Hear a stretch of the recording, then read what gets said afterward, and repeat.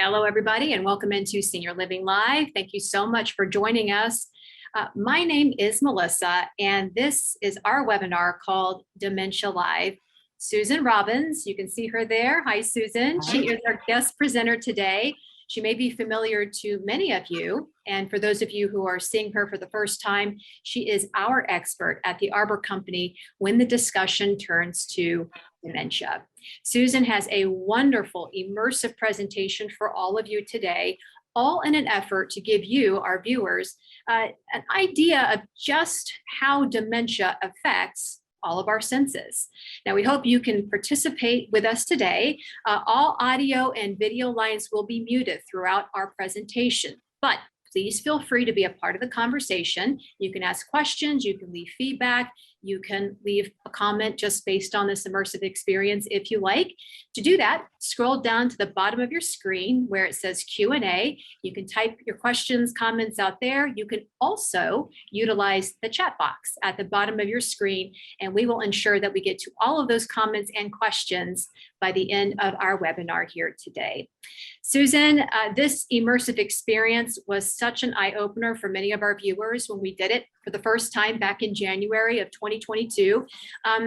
Thank you so much for coming back. We always love having you here. We're gonna do it again. So everybody sit back. You're gonna have some items she's gonna send you and direct you to go get so you can be a part of this. The floor is all yours, Susan. Take it away.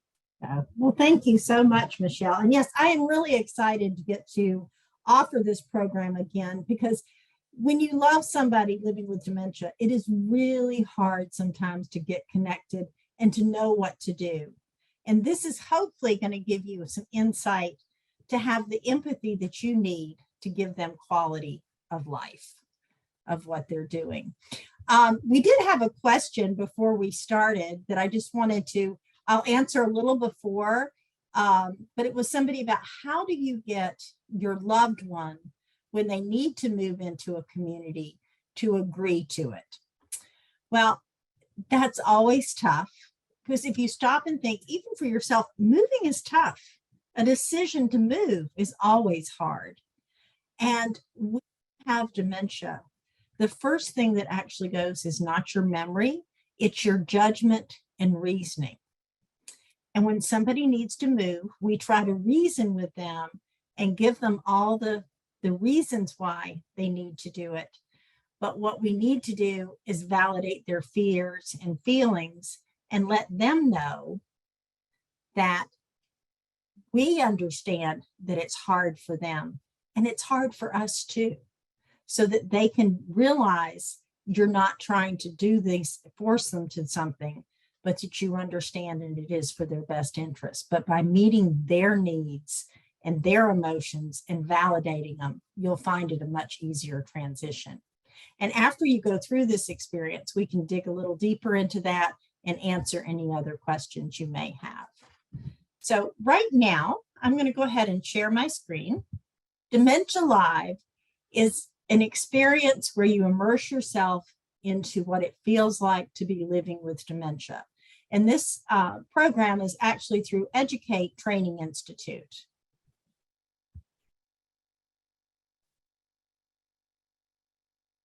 Going to evaluate care, compassion, and empathy. These are the tools we're hoping you're going to walk away with today to help make your loved one's life better. And if it's even you yourself, have a little bit better understanding. We're going to do a step-by-step tour into what their world feels like. This can be offered in a community. If you have an Arbor community near you, you can do it that way. But this is just going to give you an insight. We have figured out how to do it virtually, to have a virtual experience. I need you to make sure that you have, I need you to gather a few things if you had not already done that prior to jumping on the call. You need sunglasses, a pair of gloves, a glass of water or tea or just whatever you want to drink. You may already have that with you. Your wallet or your purse with your wallet inside. A pad of paper, a pen, and some paper clips. A sticky note, a cell phone, and then a magazine or a book that you may have sitting around. So I'm going to give you just a moment to try to get those things together if you hadn't done it prior to. While you're gathering stuff, if you can still hear me, the sunglasses are going to affect people's living with dementia's vision is actually narrowed. And although it's not dark like sunglasses, your ability to process your environment is impaired. And that's what the sunglasses are doing. The pair of gloves, you lose with normal aging, you lose some of the feelings in your fingertips and what you're doing and feeling things, feeling temperature and different things that affect you. And with dementia, it's even more effective. And eventually in the later stages, it also affects your fine motor skills. So that's what the pair of gloves is going to help alter in the tasks that we're going to ask you to do. Hope everybody's had a chance to gather their things. Over the next 3 minutes, I'm going to give you a list of tasks to complete. There's going to be sound in the background, and that sound represents how somebody living with dementia processes information. This is not a pass or fail. It is just take a deep breath and immerse yourself into this experience. I hope you have your gloves and your glasses. So if you can go ahead and put on your gloves and your glasses.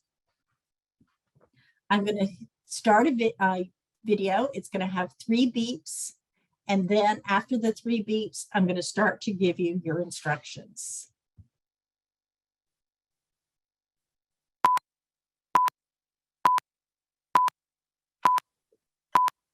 Go ahead and put those glasses and gloves on. Hope you've got them on. Let's go. Nice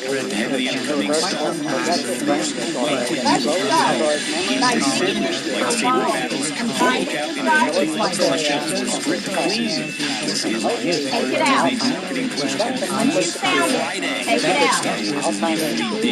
out. Take it out. Right down.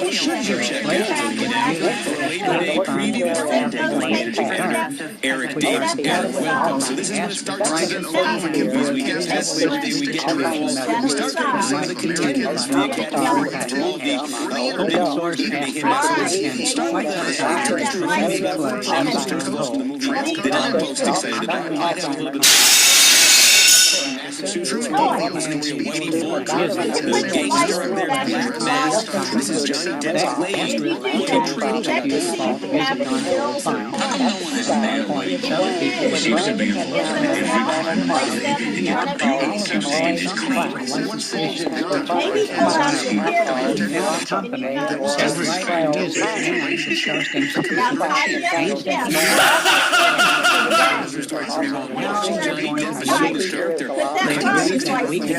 so you know it's safe. No, no, get away from there. What do you think you're doing? Oh no, tidy up your desk. It's time to go home.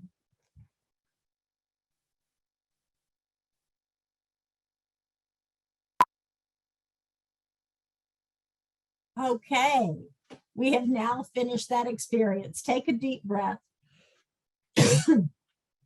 and think about how are you feeling right now with that experience. And if you would, please share with us. Go ahead and pop those answers into the chat. Are you feeling angry or bored? Were you, did you feel inadequate? Maybe lost or scared? Were you annoyed or confused? Did maybe you feel foolish trying to do some of those things? Were you anxious? I think lots of times we hear frustration. People living with dementia have a lot of frustration. And are they lonely or overwhelmed? Tension? Worthless. Let's just check these chats. I hear a lot of frustration. Somebody felt stupid, anxious, not sure what was going on, annoyed.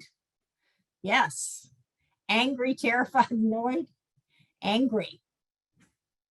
So if you stop and think about all these feelings that you were just feeling, and you were asked to do simple everyday tasks, things that would happen throughout the day. When I have dementia, even though it's not the loudness that you were hearing, that's how we're tricking your brain into feeling, letting you understand their ability to comprehend things and understand what it is we want them to do. With empathy, the ability to sense the other people's emotions. So your loved one, you're asking them to do something as simple as you're at the doctor's office and you ask them to get their Medicare card out of their wallet. Well, think about how difficult was it for you to get your wallet out, to get your driver's license out and write something down with all the other things that were distracting to you.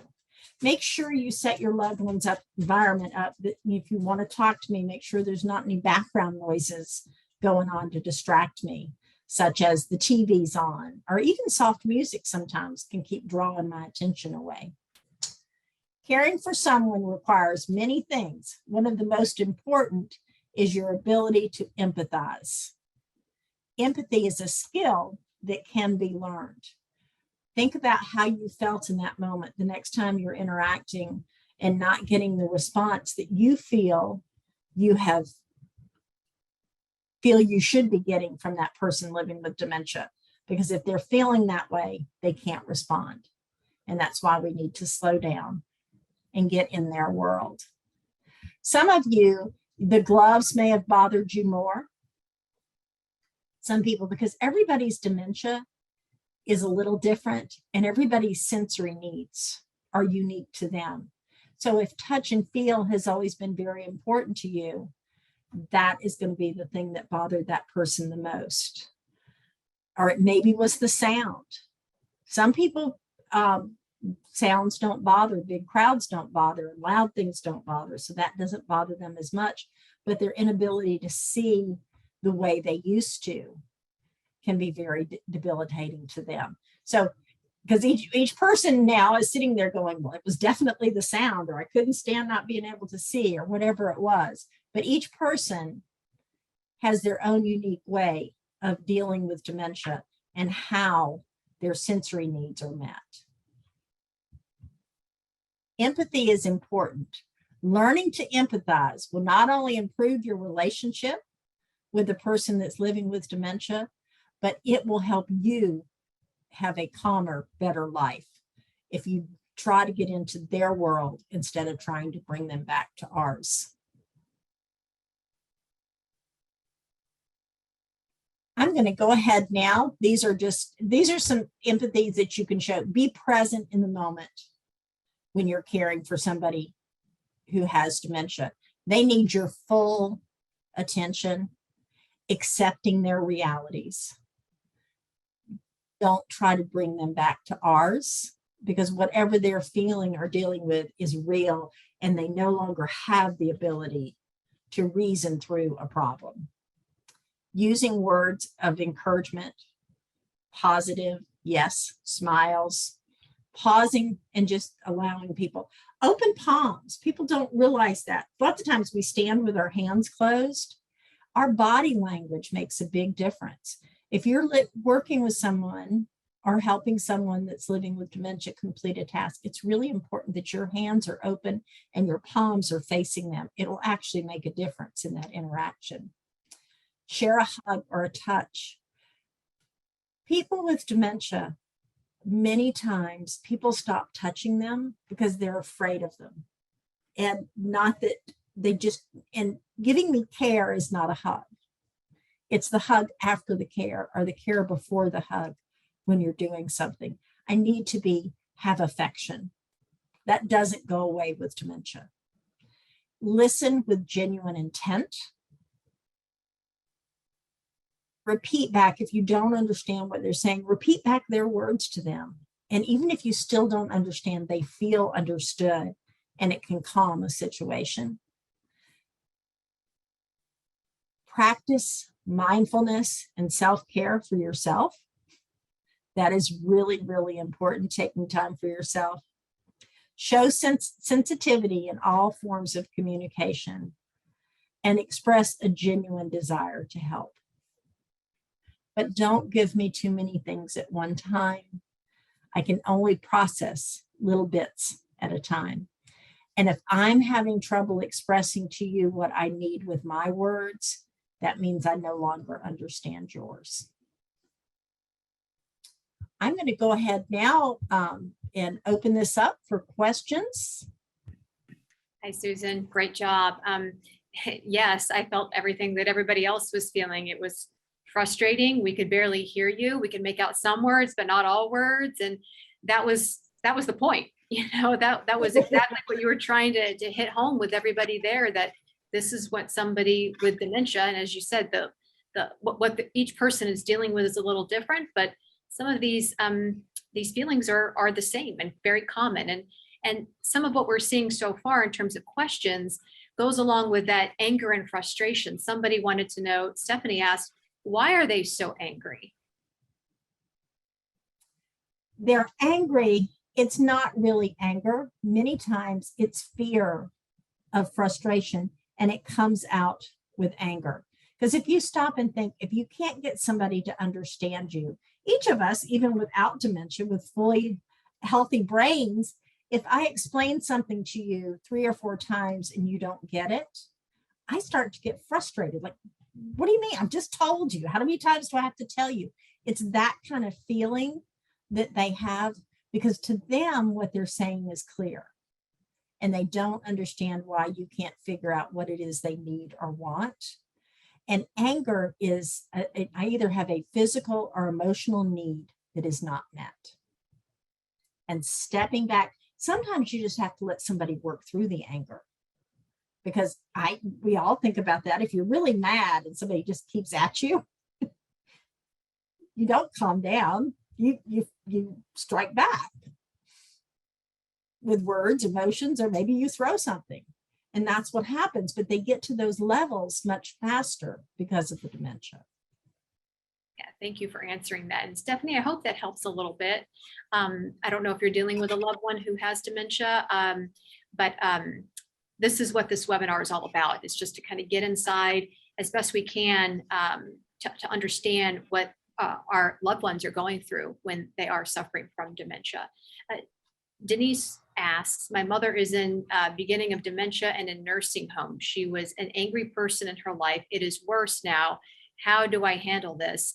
Also, do I lie to keep the peace or tell the truth? And we hear that a lot, right, Susan?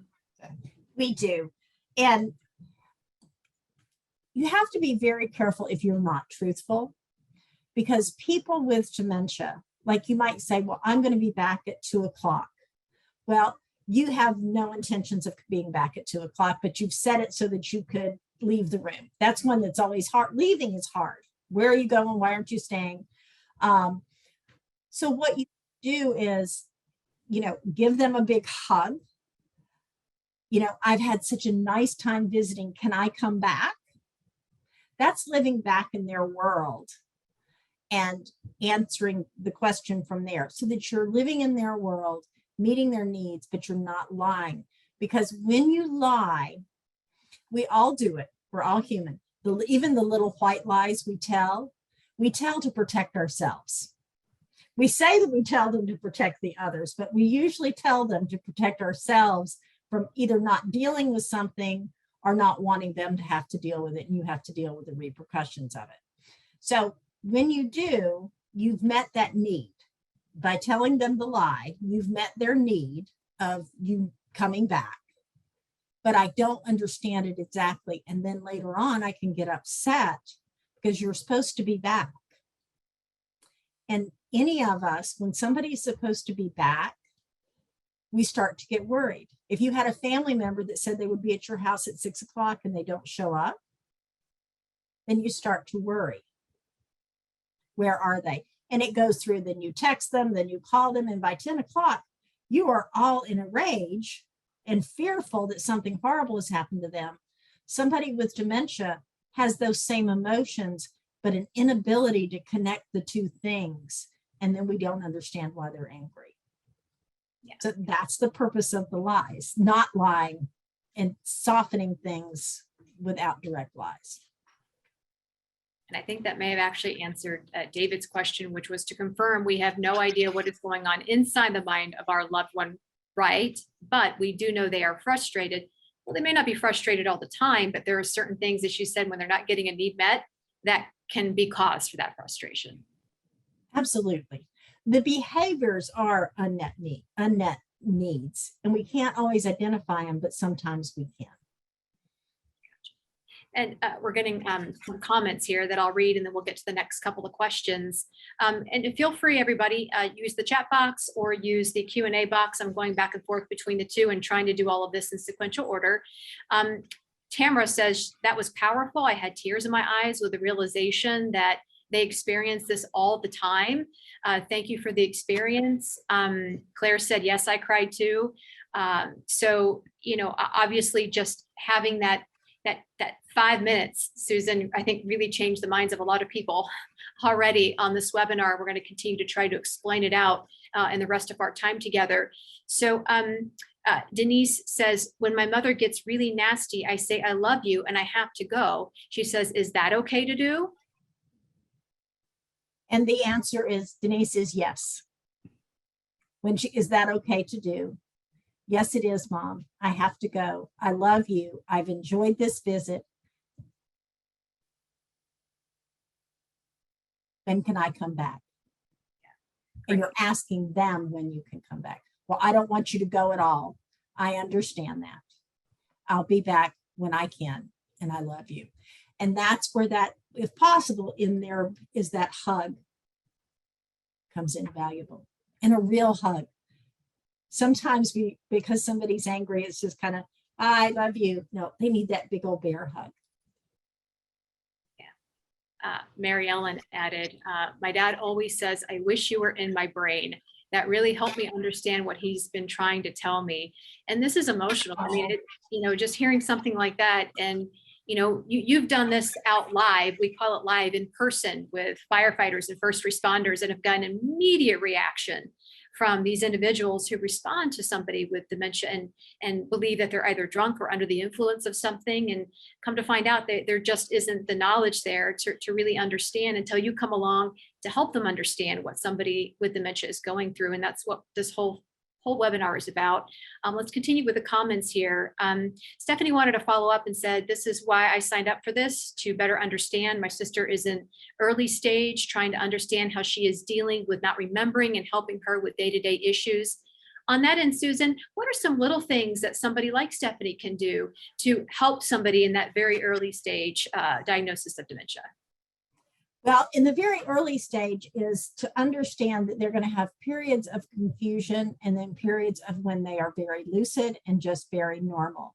And the fact is, I hope your sister knows she has the diagnosis, because usually when people get diagnosed younger, they do have knowledge of the diagnosis, which is very helpful in those early stages, so that I can understand when I find things in strange places. Don't ask questions. I call it the digits. And when you come in and you ask questions, if I've got short-term memory, I don't remember what I did an hour ago, but I probably should know what I did an hour ago or what I had for breakfast. So think about stories that you can tell and things that you can talk about that aren't questions about the day-to-day life. You know, did you have a shower? You don't have to ask, you know whether somebody needs a shower. And if this is somebody, you know, are there no towels that need to be done? Well, that's going to kind of answer that. So you kind of have to be the detective in those early stages to help and give the cues to do things and the reminders. But, you know, if they're not drinking enough, because drinking fluids is important, and that happens sometimes, people don't remember. So you drink something together instead of you need to drink some water. It's changing your approach to meet them where they are. Yeah. And that's why, in particular, at Arbor communities, and this is for people who either live in an Arbor community or not, but we do have what's called dining with dignity, right? It goes along with the drinking. You got to make sure you're eating too. You've got to make sure you're taking care of your body so that it can function the absolute best it can from day to day. And as you said, each day is going to look a little bit different. A question here from John. My mother accuses me of stealing from her. It's difficult to not take it personally. Any advice would be truly appreciated. Well, John, that is a very common characteristic of somebody with dementia. There are many different things that sometimes they can think you are stealing. One of the things can happen is lots of times money. And sometimes it's because you've taken control of the money because you needed to. But in all honesty, if I could see you in person, John, and I said, hand me your wallet, I'm going to manage your money for you because I'm a great money manager. Would you hand me your wallet? Probably not. You don't know me, you know, and you're certainly not going to let me manage my money. And if I'm an adult and I've managed my money, all of a sudden you wanting to do it feels like you're stealing it. What are you doing with it? Because the ability to reason and understand and process has no longer exist with people living with dementia. So they can't reason it out that I can't do this. Of course I can do it because I don't know that I can't do it anymore. So that's one example. Making sure that they feel safe and secure, that when you think you took something, it's really, well, of course I didn't, Mom. I would never steal from you. Mom, I don't know where it is. Let's look around for it. Don't argue, because arguing and trying to make the point that you didn't do it will never work, because they don't have that part of their brain is no longer functioning. And many times too, they may be looking for something. Lots of times women will have their purse on their arm and they're looking around the house, or you're out somewhere and they can't find their purse. They can't find their purse because they're looking for that little red purse that they owned 30 years ago. So sometimes it's also things that no longer exist, but because of my dementia and traveling back in time, I'm looking for those things. So you know, so when you say it's right there and they go, no, it's not, describe it to me instead of arguing is a different way to approach that. We hope that that helps. Let's go back a little bit in time here. So about 10 minutes or so ago, we had a question from Vince, and I want to make sure we get to it, we don't skip it. And it's a good one. How do you tell the person you love that she is showing signs of dementia? And what do you do if the person does not want to go to a doctor to discuss it?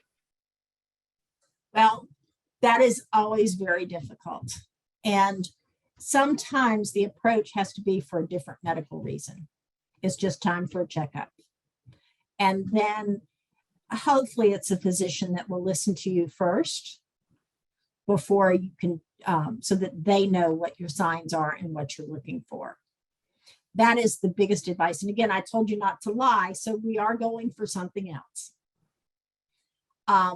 It is very scary to the person living with dementia. And as long as I don't have that diagnosis, I don't have it.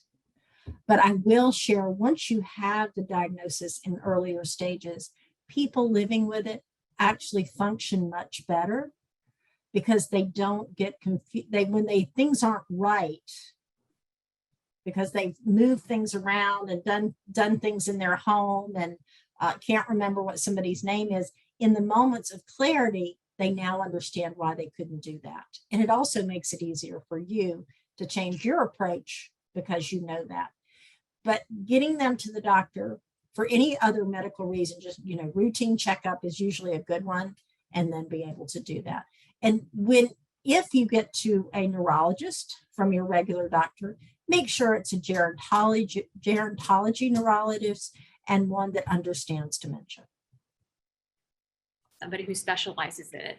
I hope Yes. that helps. So we start with baby steps, general checkup, and then see if it needs to escalate from there to a gerontologist or somebody else who, as Susan mentioned, specializes in this. Great question. Back to Claire. Should you correct someone if they are confused? Mom says dad is upstairs watching TV, but he is not. I tried to deflect and say dad loved watching TV, of course, past tense. What's the best way to handle this? We're handling it the best way to handle it. If not, because what happens is if they are not aware of the situation, and she might find comfort that he's upstairs watching TV. So we want that to be able to happen for your mom, to have that peace that he's upstairs watching TV instead of trying to correct it. Let them live where they're at in that moment, in that reassurance of doing it. So yes, you don't make a big deal of validating. Absolutely, he's upstairs. I'm going to go see what he's watching and pretend. You don't have to go through that, but just the simple, yes, he likes to watch TV. And then you can change the conversation about something that he loved to watch or something he loved to eat, if that's what you're doing. But reminiscing, because what happens is when somebody dies, we all want to talk about them. Well, with dementia, I'm still missing them. So allowing me to talk about them gives me comfort. And then, of course, everybody's trying to walk that fine line, as you mentioned, of not lying, right? Just sort of just shifting. And we always say when it comes to dementia that there's a little bit of finesse in, speaking and deflection and then changing the subject, right? Absolutely. Yeah. So we have a combo question here from two different people, but basically about the same sort of situation. We're talking about sort of the day-to-day things that we all do, like showering. My mother-in-law with dementia has gotten resistant to anyone asking her to shower, put on new clothes, etc. She gets angry and curses them out. She lives in assisted living. Any tips on encouraging her to do the things she needs to do? And another guest asked, how do we handle when the person with dementia is resistant to care, like showering? So sort of under the same umbrella here, Susan. Yeah. Showers are always very difficult. So part of that is having empathy for it. We don't take showers with each other. And if I had gotten on this and said, okay, I want everybody to, first thing before we start this program, I want you to put in the chat when you had your last shower. You'd been like, what? What is this? What have I signed on to? Because that makes no sense. That's none of my business when you had your last shower. So first of all, it's having the empathy for the fact that you're talking about a shower. So the less discussion. So, get everything ready for a shower and do those things first. And also finding out what somebody's history is from a shower. Is that somebody that normally took a shower after breakfast and then got dressed? Or did I take it before I went to breakfast? And if I'm up and dressed, I'm not going to go back and take a shower. Or maybe I'm somebody that always took a shower at night before I went to bed. And now you're trying, I just got up. I know I just got up. You just told me I was going for breakfast and now you want me to, I don't need a shower. It's so one of the things you deal with is called confabulation. In the mid to late stages of dementia, you think you have done things that were your patterns from the past. Goes back to if you always took a shower before you went to bed and you're trying to get me up, I can't put those things together. Or if I always took one in the morning and I'm already dressed, it doesn't make any sense to take it. So when you ask me, I'm going to tell you I've already had the shower. And I'm not lying to you because of the confabulation part of my brain knows I've already had a shower. So setting the stage to be the right time is helpful, and not telling somebody they're not clean, trying to explain why you need a shower it's not meant insulting, but you haven't built a good, comfortable environment. If somebody tells you you're dirty, you don't want them in your space. Ooh, I stink. Don't get in my space. So their reactions to things are not that odd. It's that we're trying to put them into our world and explain to them why they have to do this. And showers and any care is really not something you do with somebody else. That's the reason why. So set up an environment that's successful, to be successful, that the towels are there, the soap is there, and that you are finding ways to not tell them to go take a shower just to set them up. If I change my clothes, lay out clothes you want me to put on next day so that they're there in easy access. Yeah. And before we leave this particular question, the word cursing obviously was a part of this. And I know, Susan, that when we've had webinars in the past, we talk about that filter sort of as one of the first things to go. And it's not personal, although it's really hard to not take that personally, right? It is. And it is your filter. Lots of times we may think things, but you would never say them out loud. But I no longer have the ability to control that part of my brain. If I think it's going to come out, whether it's cursing or inappropriate words. And cuss words are actually one of the last pieces of language that you lose. So there's a part of your brain on the right side where your language is that you don't lose the cuss words that you were taught when you were little not to use, because those are some of the first things you learned, but they're explicit. So they've gone in this place that says, oh no, don't use them. And now I don't have a filter. So that's what I have left. And that's what came out.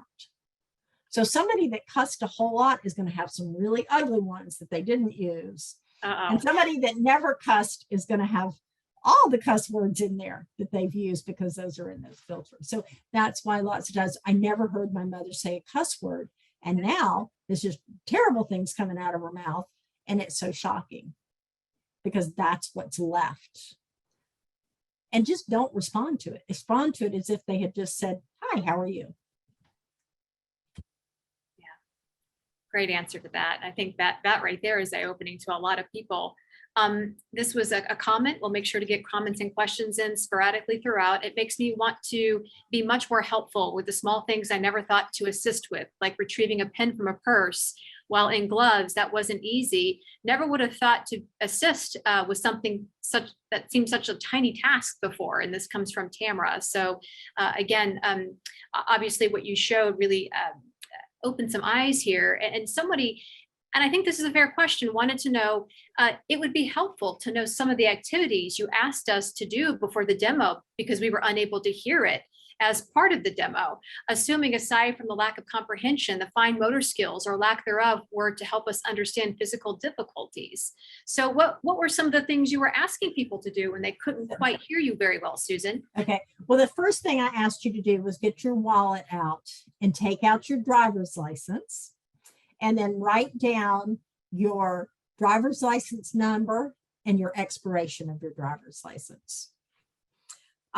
The next thing I asked you to do was to pull out your cell phone and send a text message to a loved one and tell them what you were doing right now. And another thing was to take out a piece of paper and jot down what you needed to do by the end of the day, your to-do list, and put that on your computer. I asked you to get your phone out again and get your calculator and add, what did I, 21 and 36, and then subtract 12 from it. I also asked you to read from a book, to go turn to page 13 and read from the book or the magazine or whatever it was, to read that out loud. Take a sip of your drink and pause. Also asked you to write down 2 words that described how you were feeling in the middle of the event, and asked you to put your license back, find your keys, and tidy up your desk. I may have heard 2 of those things. And I think that the same with our audience. As they said, it was very frustrating. And if you're getting only 1 or 2 of the directions out of all of those, imagine what somebody who's living with dementia, what their day-to-day is like. So putting yourself in somebody else's shoes for an hour, hour and a half, however long this webinar lasts, could make a lifetime of difference. And that's what this is all about. Let's move on now to Sybil Wright. And Sybil, I believe Sybil had sent us an email yesterday in preparation for today's webinar to make sure her question got in. So we appreciate you all doing that. Always feel free to do that, ladies and gentlemen. You can send emails to marketing@arborcompany.com anytime. My dad is 94 years old. He did not remember we were in a hotel for the weekend. He accused me of doing things against his wishes. The next day he forgot about it. Is this normal? It is very normal, because it's not that you're at the expectation is, I don't understand what's going on, and I don't have the ability to express what it is I don't understand. I just feel frustrated and can't do things. So he's in a hotel. It seems like a strange place. What am I doing here? What's going on? Why are we here? And I don't feel comfortable. And if you think about when you don't feel comfortable, your behavior changes. And many times it comes across as anger. And the one nice gift of dementia is that I don't remember that tomorrow. So you always want to try to find those happy moments, because they do hang on to feelings and emotions. So ending a visit with something happy from you, whether they are responding happily or not, that you have left calm and peaceful, will make your time away from them that much better. Great. So we've got, just let me add another piece of feedback here from Stafford. It's very horrific. Now I understand how my brother feels. Somebody else had asked about the embarrassing stuff like showering, which you did a very good job of answering. Here's a question we don't get very often, and I think this might be the first time we've gotten this question, Susan. Can someone have a sensation of oily hands or feet? Yes, it hasn't been oily, but your sense of touch and feel is either heightened or lessened. So that feeling of oily is very possible, because we think of people with dementia have hallucinations or delusions. Sometimes there's smell. There was a woman that always smelled smoke and was very fearful. And I have not experienced the oily, but I have had somebody that her clothes always felt wet to her or damp. So, and just hand me a towel and I'm sorry, you're right. It doesn't, don't try to convince them it's not, but hand me a towel to wipe it off and, oh yeah, you're right. Oh, I need some of that. Let me rub your hands together. And what would you do if they really were oily? You might help them wash them. You might give them a washcloth. Treat it as if it's real, because it is real to them. And it's very scary if people don't believe you, and that creates anxiety. Such an important point. I mean, that is one, just write that down, ladies and gentlemen. That is such an important point. Jennifer asks, what are some ways that you can provide the individual with opportunities to be independent or a part of decisions? I am specifically thinking of meal times. This is, I know you have the answer to this, Susan, and I think the answer is great. So get your pen and paper out, Jennifer. So, well, you do want people to be a part of things as much as they can. But you have to change your expectations of the outcome of them being a part of something. If somebody always likes to cook, you let them make the recipe, do everything. You know, maybe they don't make a cake and they don't put any eggs in it, or whatever it is, or it's a grilled cheese sandwich without any cheese in the middle, any of those things. But you have to be prepared to, if it's baking something that you've got something, you know that this always happens, that you've got the finished product to pull out. I call it the magic kitchen. We do this lots of times in our communities with residents, allow them to bake and then have something finished. So, and not having the expectation of something looks perfect. If they're baking it and they're happy with it, that's fine. Also having choices and visual choices. Don't ask big questions like, where do you want to go eat? Because that's like, I'm going to take you anywhere you want to go. That is overwhelming to somebody with dementia. But if you know that they always like to go to Outback or the Olive Garden, do you want to go to Outback or Olive Garden? And even using your hands with this or that, because then if I can't remember, I can point at your hand and get that answer. Simplifying things to let them make decisions. Do you want coffee or tea? And eventually you have to show them the two choices. Yeah. I mean, it doesn't get much easier than this. I mean, it almost goes back to, you know, when you're talking to a child, right? Do you want this or this? Well, if they can see what you got in this hand, oh boy, you know, that looks great. Well, and we're not saying that these adults are children, but, you know, when you're simplifying something, as you said, it becomes a little less overwhelming and the conversation becomes a little easier each and every time. So I certainly hope that that helps. You can try that as soon as today when you see your loved one. I do have a comment here from David, and maybe you can comment on this after you hear it, Susan. I have been taking my mom to lunch once a month. She seems to enjoy doing this, and every now and then as we are driving to the diner, she recognizes places. Even though it can be a pain to get her out of the nursing home, this seems like a good getaway for her. Yes, if she is still enjoying, as long as she is still enjoying it, it is worth the effort. Once, like you said, it's an effort to get her out, but that's that fear of not really being able to comprehend in the moment where I'm going.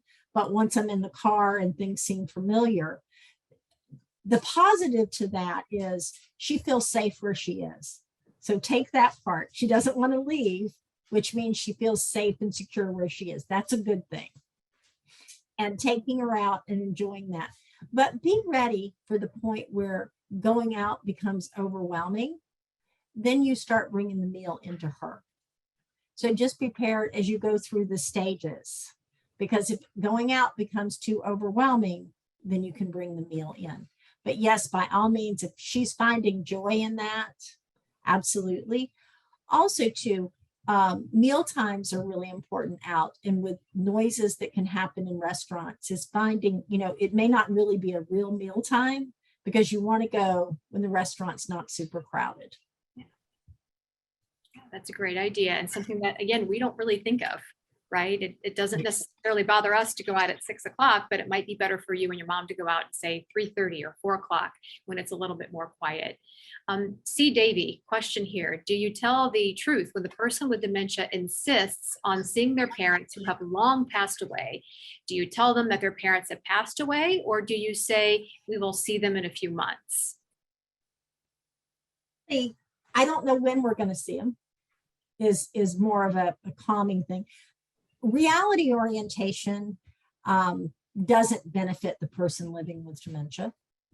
If somebody has long ago passed away and they're looking for them, the repetitive question of looking for mom and dad goes back to that. I either have an emotional or a physical need. What do you want mom and dad for? Safety, security, I'm hungry, I'm tired. The same with going home. So not telling them, but talking about those people. Yes, your mom was beautiful. I remember she used to bake me cookies. Talk about what that person did for you. because we don't know where she is in her memory of that person. So, but let them talk about the person and validate. You know, I haven't seen them for a long time. You're really missing them. Haven't either. Things along those lines. And be prepared. Stop, and as you ask those questions, stop and think, what are you going to say next time? The things that make you go, when you go home, write down what it was they asked you and what are you going to say next time those same questions, because the questions come up over and over again. We are coming up about 9 minutes or so to the top of the hour, 7 minutes to go. We're going to continue to answer all these questions. We're going to go until about 5:30 p.m. Eastern time. We know when we have Susan on, these never last an hour. They go about an hour and a half because we have so many questions and we want to try to get to all of them. So we will try to expeditiously get this done here. Christina asks, my mom has lived with my family since long before dementia began. She always wanted to help in any way she can. Now she always wants to help with the dishes, but she doesn't use soap, wipes the counter with her used Kleenex, and puts dirty dishes away in the cabinets. It really makes my family uncomfortable with good reason. Any suggestions on how to redirect or guide her without upsetting her? You have to let her do it her way and then go back after she's gone to bed and redo it. It is that simple, because she is not aware, and you pointing it out doesn't fix a broken brain. I think one of the things, the pieces that gets missed so often is my brain is broken. And if all it took was reminders, I wouldn't have dementia. And I think that's the first time that we've heard that word. And I know you use it often, the broken brain. And I think it is, it's the perfect term for what somebody with dementia is working with on a day-to-day basis. And I know that's probably not the answer you wanted to hear, but it may be what will end up working at the end of the day for your loved one. Maybe not for you with the extra work, but it may end up being what makes them happy. Deborah's question. Thank you for the experience. It has changed how I look at dementia. My mother, who is 83 years old, she is in the beginning of dementia. She has a routine to clean her purse several times a day. It's her go-to, it seems. She has a need to move things, and you mentioned touch. Is this normal? Yes, it is normal. And moving things around, lots of times it happens with closets, it happens with knickknacks around the house and drawers. And it happens lots of times with people that have many times been very neat and organized and orderly in their past. And to them, they are actually organizing it. And what you do is come in with your fully functioning brain and fix it. But what you've actually done is undone what they did. So yes, things will look disorderly to you, but to that person living with dementia, they have moved things around to make sure it looks good to them. And it may not be aesthetically what you want. So was there a second part of that question? No, that was the question. Yeah, I think there's part of a comment, but I think part just wanting to know that, is this normal? Is this something to expect more of? And it sounds like that is the case. So Dave now, sorry, one more question. Thanks for the questions, David. When she goes into these senseless stories, is it okay to nod my head and continue the conversation, even though it is such a disconnected story? Absolutely, because it is not disconnected to her. She is, and probably, you know, when we tell a story, we feel good, right? We're telling the story, we're on stage. I feel comfortable enough to talk around you, which you need to take as a gift right now, that I'm, even with my dementia, I'm not hiding it from you, and I'm able to have that conversation. I'm having a wonderful conversation with you, even if it doesn't make any sense. And also too, for everyone else too, when somebody tells a story and the facts are not correct, don't correct them. It's their story. And let's face it, we all embellish stories through time. Or we also all remember things a little different because it's how it emotionally affected you. Sure. So that is their reality. Okay. Denise asks, what if the doctor told me she has dementia but won't tell her? So she thinks I put her away for no reason at all. That's not a very good spot to be in, is it? No, that's a very uncomfortable spot. So the physician chose not to tell her. Apparently. That is only 45% of people living with dementia get diagnosed. And many physicians do not want to have that conversation. They no longer treat you, if you have the dementia, as if you're human, and they just start talking to your family member as if you aren't there. So that is a very common thing that happens. But just because the physician doesn't want to tell her, that's up to you. That may be depending on where she is with her dementia. You know, is it beneficial? If it's very early on, it's beneficial to know. But if I can't hang on to the fact that you've told me that, then maybe at this point it's not beneficial. There's a point of which it's not beneficial. In the very early stages, it is very beneficial to that person. And sort of on the heels of that, I hope that that helps Denise. Kimiko asks, what if they don't believe the doctor? Because we already have a diagnosis, but dad doesn't believe it or doesn't want to believe it. I've heard that it's not much value for them to know. It just adds more frustration.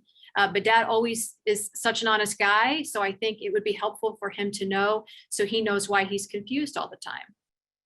Well, that sounds like your dad's more in the middle stages, which is not uncommon before somebody gets diagnosed. The middle stages of dementia, people are, it's not in denial. That part of the brain that lets me reason and understand things no longer exists. So I can't comprehend it. I'm not able to learn new things, accept new things. I'm living in either the present or things that I've done in the past. So it makes no sense to him. There's nothing wrong with me. I don't realize the things I'm doing and I'm not aware of them. And so I would say is probably more the middle stage is Gotcha. Why you're not getting that acceptance. And if you're telling him he's not hanging on to it, let it go. At that point, it's not serving any purpose. And on the heels of that, Erin asked, similar to Kimiko's question, after diagnosis, is it beneficial to talk about it with a person to normalize it or just not focus on it? Absolutely. If they are open and willing to talk about it, yes. If they had any other disease, you'd talk about it and what the next steps were. It is a brain disease, but it is a disease. And, you know, how awful. What if you get a diagnosis of cancer and everybody just, we're not going to talk about it, which is what we used to do many years ago. People didn't even tell people they had cancer because it was the stigma that was attached to it. So you don't want to have that person having those feelings and not be able to express them or talk to you about them. And so we go from doctors to medication, and somebody wants to know, does medication like Seroquin work? Well, I'm not a clinician, so I can't really answer. There are medications that can help. I'm not going to, that can do resist the anxiety buildup, but we have not reached the point where medications are a cure or treat the disease. They may treat some of the behaviors and lessen the anxiety levels, and that's about where it gets. But again, I'm not a clinician, so that's between you and your doctor, and watch for the signs to see if it's working. And the next question from Maggie was more along the lines of showering, getting somebody to do the daily task, cursing, people getting angry. I think we have answered that, Maggie. If we did not, please come back in the chat box and let us know if you missed that answer. Claire says, thank you. Let's move to Susan. My mother firmly believes she simply doesn't need a shower anymore because she's not exercising much anymore and isn't sweating and isn't going anywhere special. So why bother? I do not know how to respond to that. Well, again, why were you discussing a shower? Get it ready, set it up, turn it on. It shouldn't be a long conversation. You know, Mom, I'm going to be over. Let me know when you're out of the shower. You know, those kind of conversations. Showers are always going to be tricky, and you have to find the what works for that individual. And again, it's timing, it's set. It also sounds lots of times when I have all those reasons why not, I'm afraid. I may be afraid of falling. You know, so I'm here if you fall. Address some of those kind of things. That goes back to that being honest. Don't ask her if she's afraid of falling because no, I'm not. That's not it. But I noticed the shower used to be really slippery. I've got this stuff and I've put it in here and just leave it at that. And then you can go back. Try to be the detective and fix different things. And that may not be it at all. It may be, I just don't want you around. And I don't feel like I need one. It goes back to part of the brain, that judgment and reasoning is I no longer understand hygiene and the reason I have to take a shower. We've all been extremely tired and you're so dirty, you're out working in the yard, you know you got to take that shower, but you don't want to. But you can understand the reason why. They no longer have that ability to understand why. Yeah. So maybe it's some nice smelling soap or it's a bubble bath. You know, try some things along those lines. Yeah. And when it comes to work, you know, people spend a lot of time at work, you know, decades and decades. So that's a part of them that doesn't just go away because they have dementia. And Stella wants to know on that end. So if they are talking about going to work and their job, we should go along with it instead of saying you don't work anymore. And I'll let you answer that, Susan, but isn't it also something you can do to sort of help that? If for example, your loved one was a postal worker and they sorted mail, you can sort of give them a job where you can bring mail and have them sort of, you guys can sort it together. So what would your response be in regards to work? Well, that's actually right. Setting them up with things to do that they used to do that are familiar, like the mail. And no, telling me I don't have to go to work, then what happens is with my dementia, I start to think there's something wrong with you. Why are you not letting me do that? Why can't I go to work? What's going on? There's something wrong with you. You know, I work. I've always worked. You know something I don't know. Am I not supposed to go to work? Now I think I'm going to get fired. And the brain works in very bizarre ways. So let them talk about work or talk about where they worked when you were a little child and have that conversation. It's going back to, and I want to go to work means I need to feel needed. So maybe finding something purposeful for me to do may be very helpful. Perfect. Anne wants to know, will this video be available to others later? Yes, you'll receive an email in your inbox using the email that you RSVP'd for the webinar. It will be available tomorrow afternoon. Anne, good question. Claire asks, my mom sometimes gets up in the middle of the night and gets fully dressed thinking it's morning and doesn't want to put her PJs back on. I just let her sleep in her clothes so that we don't argue about it. What to do? You've answered your own question. That's perfect. If she's sleeping and she's comfortable, how important is it? That's an old habit of doing something. But if I'm not aware of what time it is, or maybe I'm afraid of something and I feel more secure dressed, you know, maybe I'm having a hard time with buttons or zippers and I feel dressed and I don't want to have to go back and deal with that.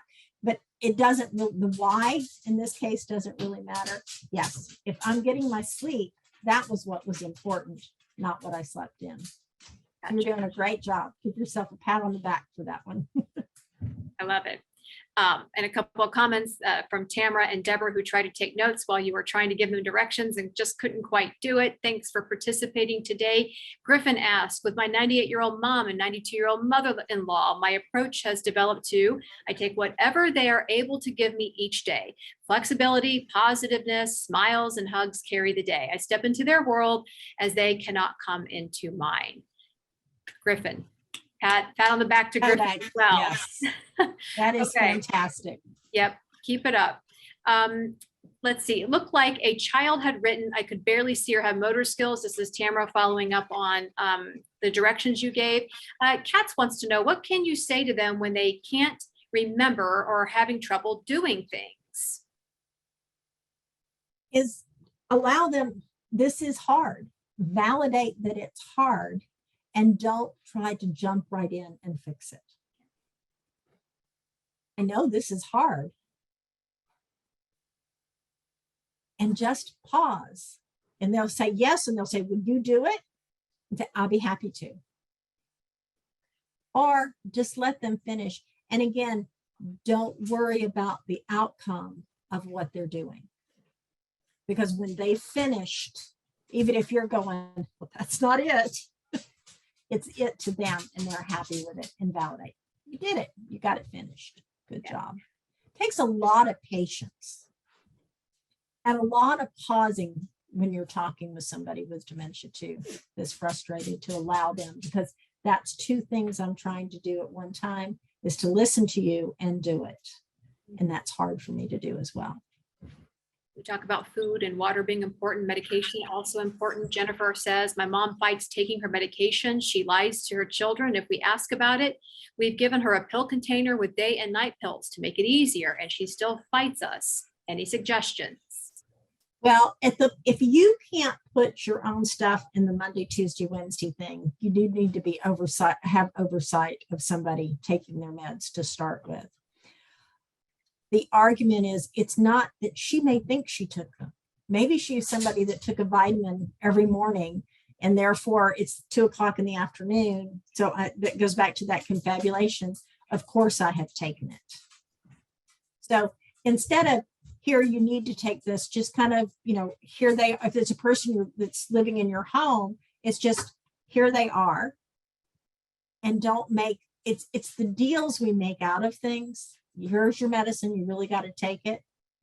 Just hand me just the pills I need, not the Monday, Tuesday thing. Maybe I can't get the Monday, Tuesday thing open anymore myself. And remember, at that point, I am probably not lying to you.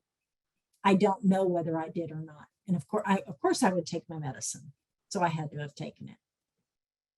They do need the oversight of giving it to them, but here it is. It's never easy. And you have to get to know, watch for the signs of what works and what doesn't. But the simplest things and no explanation is better. Erin says what I think everybody's thinking here. "I have a million questions that I know can't all be answered here, and it's been the best info I've received so far. What resources are out there for more personal coaching consultation, or just your top sources, Susan, where you send people to who have more questions about dementia?" YouTube has several things that are out there that you can do. You can look up Teepa Snow's videos, which are great. Hers tend to be a little bit longer. There's also Care Blazers that you can jump on and look at, and that will has little short videos that are kind of specific to bathing, to eating, to taking medications, to outings, that are just 5 or 6 minutes, which can be very helpful, because if you're caring for somebody with dementia, you don't have a lot of extra time, but you still want to learn things and do things. The Alzheimer's Association. And the other one too, if anybody on the call has a younger person with frontal temporal lobe dementia, the AFTD organization is a great resource for early onset or younger people having dementia. Perfect. It is 5:11. We're going till 5:30. So Susan, for the remaining questions, we still got a lot to get to. Let's try rapid fire, and we'll try to give each question maximum of 30 seconds if possible. I feel like we're on a game show, but I really want to try to get as many questions answered as we can. So let's get this done. Christina asks, "Is it normal for the loved one to say they feel bloated much of the time and to force themselves to burp a lot? All medical tests have come back normal." But yes, we don't, part of dementia is losing the feelings, like your hands, and it may be affecting your stomach, and it may feel that way. And normally what I would do to get rid of that feeling is burp. So I'm making myself burp, even though I may not look bloated, I feel that way. And especially you've checked everything medical. So any behaviors that seem odd, there's a reason behind it for them that they find comfort in it. Katz asks, "When do we insist on hiring help in the house versus children helping ourselves? Regarding medication, compliance, meal planning, heating up prepared foods, incontinence issues, companionship, safety, etc."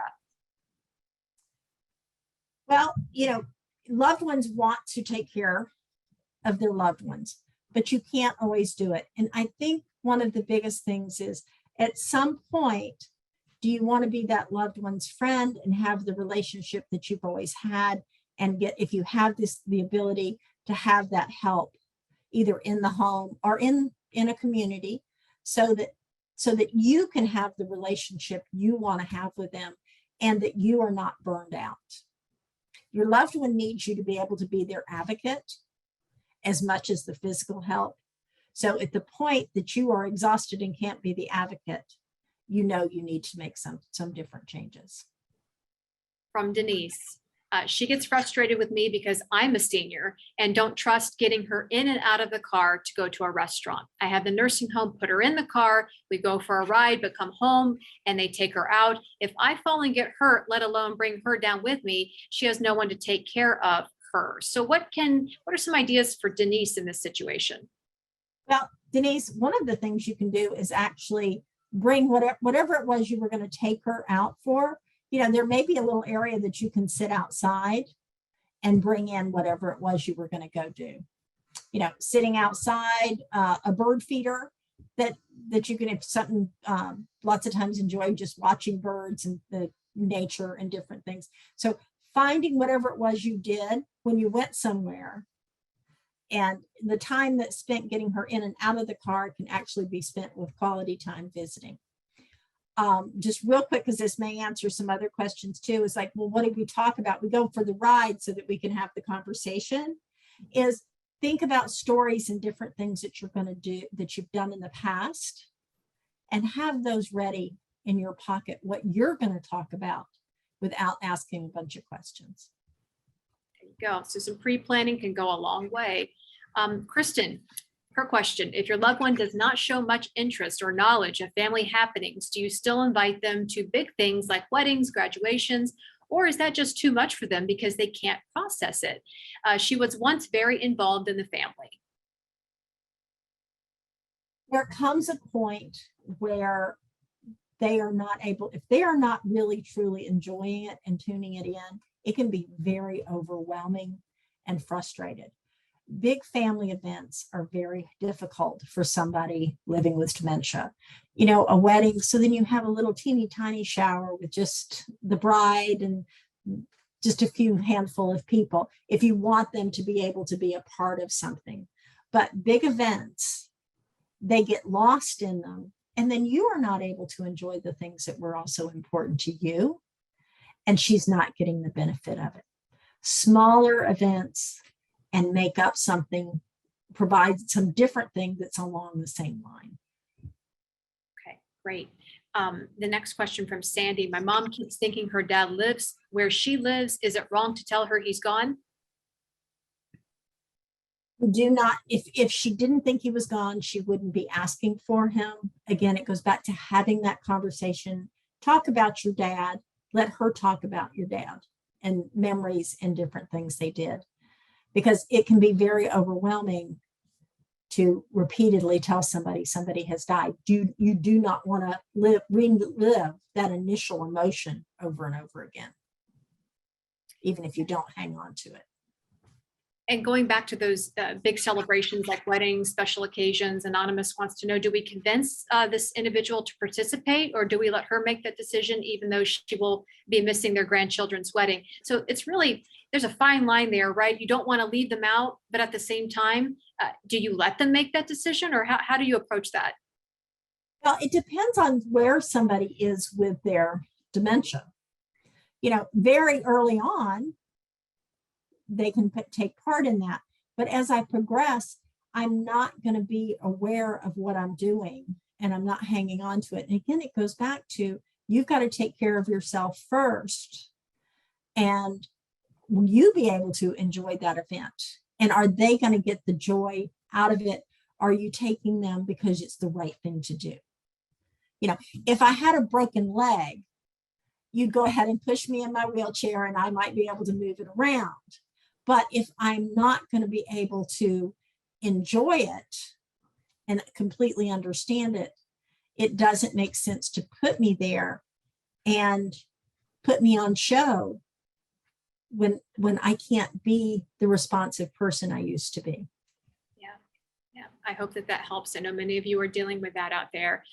Pollock asks, why can't my loved one write their name anymore? Like signing a card is not easy anymore. Well, it goes back to when you had those gloves on, the ability, that fine motor skill goes away. And if they can't do it, then sign it for them. Okay. Show them the card if you want them to see the card, and then you just do it quietly. Or let them do what they're doing. And then if you need to add to it so that wherever it's going, they understand, you can add a little note. That's a good option too. Yeah. Stephanie says, should I let my sister listen to this webinar tomorrow to understand what is going on with her?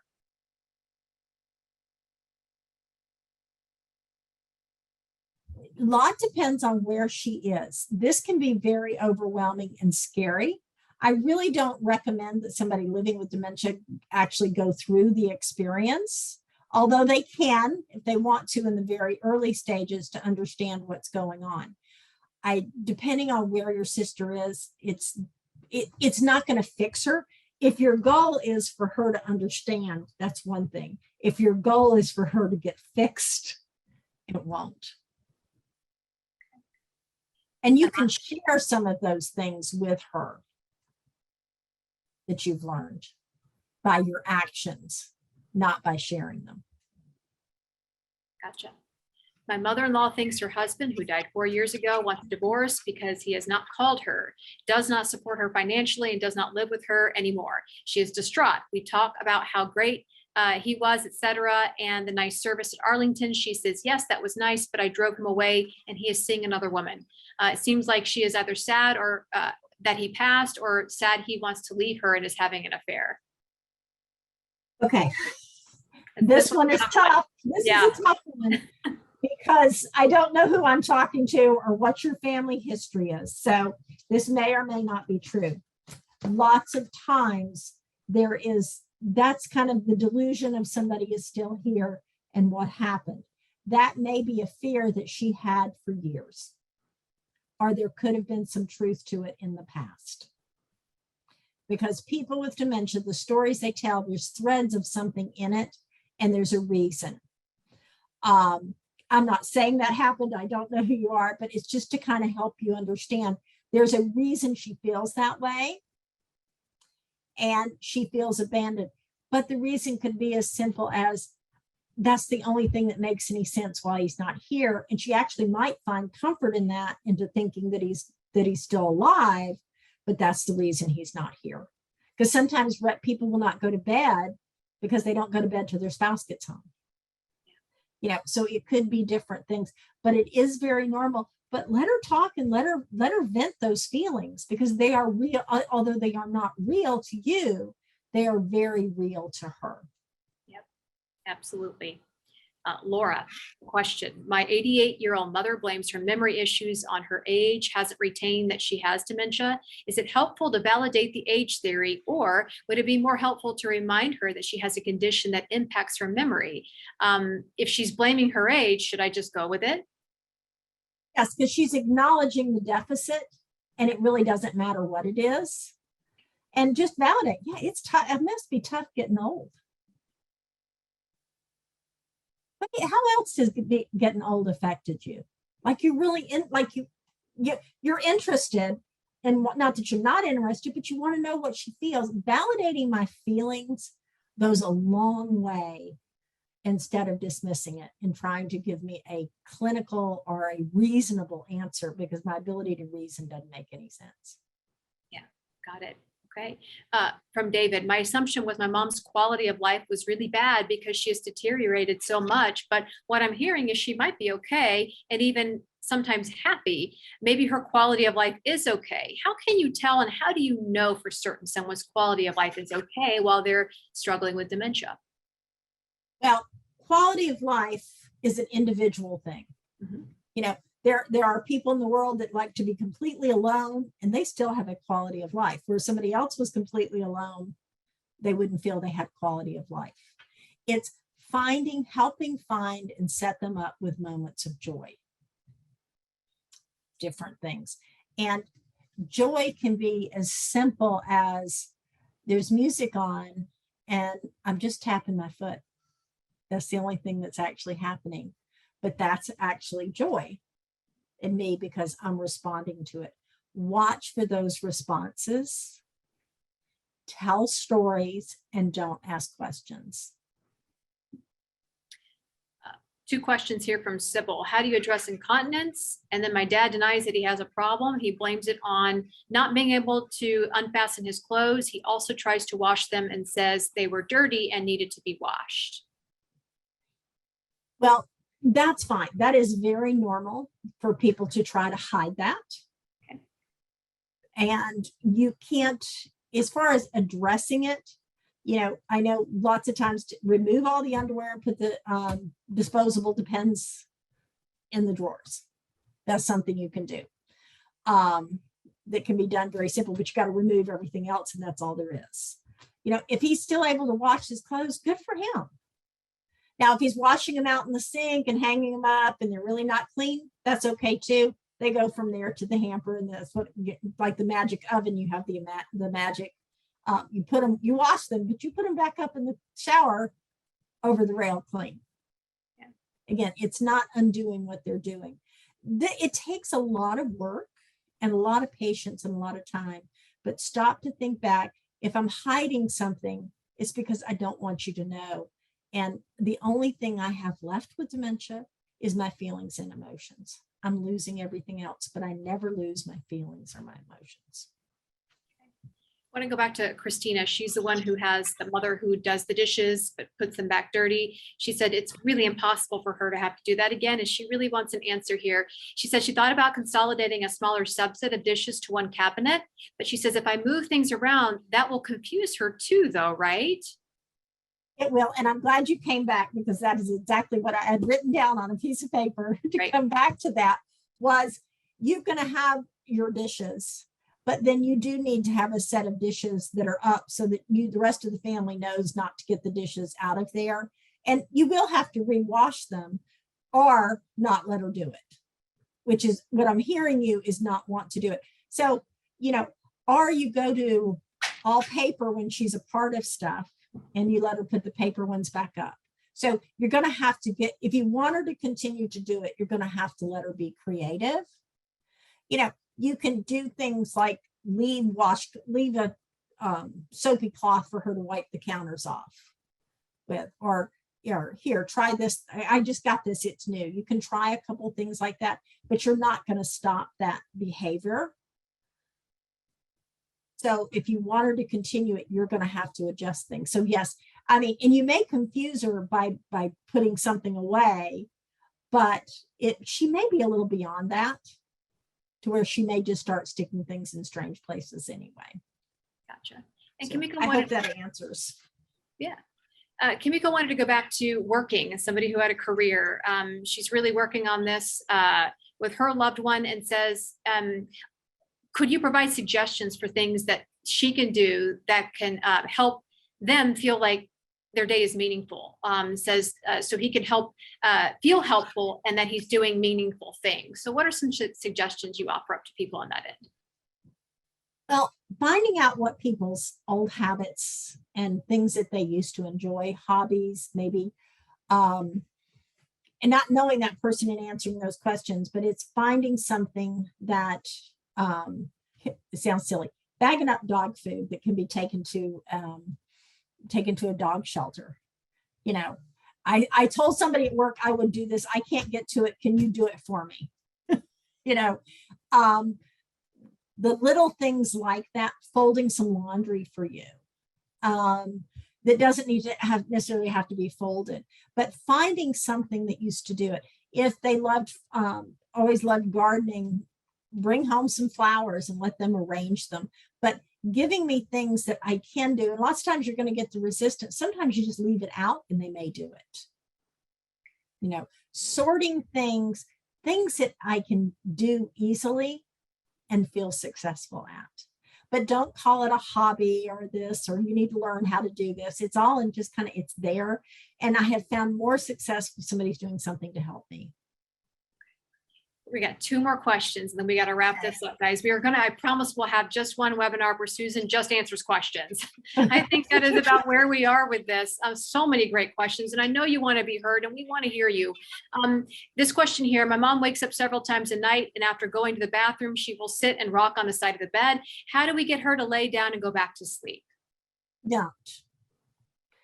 It's people living, actually, even as normal aging, your sleep patterns change and you don't sleep for as long periods of time. And if she is up, she's awake. We don't know what her thoughts are, but rocking is actually calming.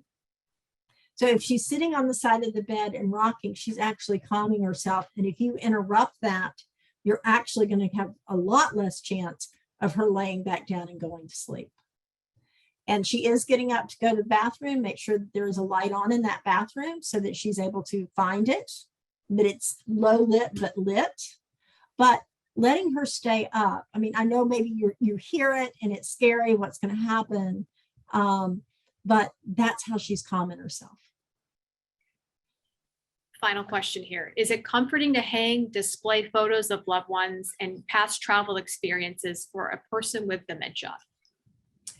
It is, as long as you don't make them tell you who those people are, okay, or where it is. There's a certain amount of comfort of familiar old pictures, but people living with dementia travel back in time. So many times I don't recognize my grandchildren. And when you tell me they're my grandchildren, it actually creates problems because that doesn't make any sense to me. And this is the last question for you, Susan. You've done an excellent job today. How can somebody get in touch with you if they have questions or concerns? They're thinking about where can I take my loved one to get help so that people can care for them, to meet them where they're at. How can they reach you? Okay, you can reach me at susan.robbins@arborcompany.com, or you can read marketing at arbor.com. And they can send those questions to me. Also, too, any of the Arbor communities, all our staff are trained and go through this training so that they have this knowledge. So any Arbor property is certainly able to answer your questions and help you with anything along those lines. So if there's a community near you. Yeah, and please go to the website. It's arborcompany.com. We'll give you a list of all the communities throughout the country. And if you live near one and you have questions, you just want someone to listen to you, stop by. These people are trained by Susan, so they're part of Susan's tree. So please, by all means, reach out for that help. And we're so glad you reached out to us today to get some of that help and to better understand your loved one. Susan, thank you so much for all that you do. I think this particular webinar in general, the awareness, it is so important. It is just so important. And people, as I said, just want to be heard and they want to understand what their loved one is going through. So thank you so much. And we definitely look forward to having you on the program very soon. Okay, thank you. Thank you. Now, for those of you watching, I mentioned it before, there will be a link that will show up to this webinar with all of Susan's questions and answers tomorrow. So check your email, should arrive mid-afternoon or such. You could share that with friends, you can share it with family, you can watch it all over again. Lots of thank yous coming into the chat box, Susan, as always. Like I said, I promise we're gonna have one webinar where Susan just does a Q&A for all of you so we can get to all of your questions. But in the meantime, if you have anything else you want to learn about dementia, head on over to our website, www.seniorlivinglive.com. We've got a bunch of videos there about dementia, about orthopedic care, about elder care law. We've got it all, www.seniorlivinglive.com. Thank you all so much for being a part of our conversation today and for joining us. Have a great day, everybody.